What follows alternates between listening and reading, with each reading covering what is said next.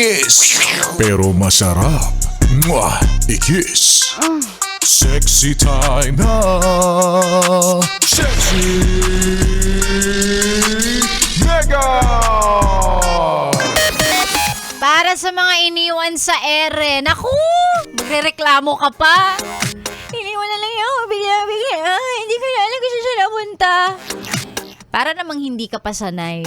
Yan. Hindi ka pa sanay ng iniiwan ka out of nowhere. Para namang hindi ka pa sanay na bigla na lang sila mawawala pagkatapos kang utangan ng 5,000. Ganon talaga. Alam mo, may mga tao naman talaga na kung tawagin ay come and go. Darating, aalis din. Pero huwag ka mag-alala, kung may mga taong come and go, may mga tao naman din talaga na magsistay. So, yun lang. Minsan yung mga taong nagsistay, ito din yung mga taong natitaken for granted. Taken for granted! O bakit? Sabihin mong mali ako. Yung mga pinakamatatagal mong kaibigan, yung mga taong nandyan lagi para sa'yo, sila naman yung madalas na taken for granted. Kaya later on, pag na-realize nila na, teka lang, umaalis na rin sila. And sadly, nare-realize mo yan pag wala na sila. O, diba? Yan ka eh. Ganyan ka kasi.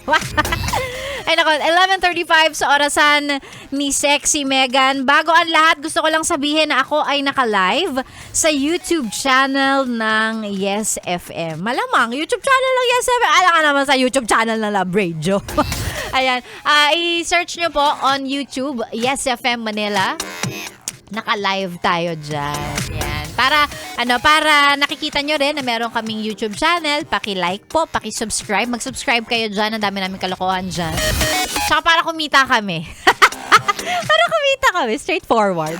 And of course, isa pa, since online na lang din kayo, please don't forget to download naman din yung ating Yes FM mobile app. Available sa inyong mga iOS and Android phones. Kung wala na kayong radyo, naiintindihan ko naman, baka sabihin nyo, very Jurassic naman yung radyo. Yung terrestrial radio. O di Yes FM app. Mapapakinggan mo pa lahat ng mga Yes FM sa iba't ibang probinsya. O, di ba? Meron kaming Yes FM Boracay, ganyan. Meron kaming Dumaguete, Dagupan. Mapapakinggan nyo dyan sa ating app yan. Download nyo na. At syempre, para sa mga kanina pa nag-aabang ng pagkakaperahan, palibas sa mga mukhang pera, eto na. ACS! ACS! ACS! Ang pagkakataon mong manalo ng 500 pesos ay nandito sa Yes FM. Of course, maraming salamat sa mga Yes friend natin sa ACS para sa pagsuporta, di ba, ng ating promo na pera-pera lang yan. Napakasimple ng tanong ko ngayong araw na to. Kung si Mickey ay mouse, tapos si Donald ay duck, ano si Winnie?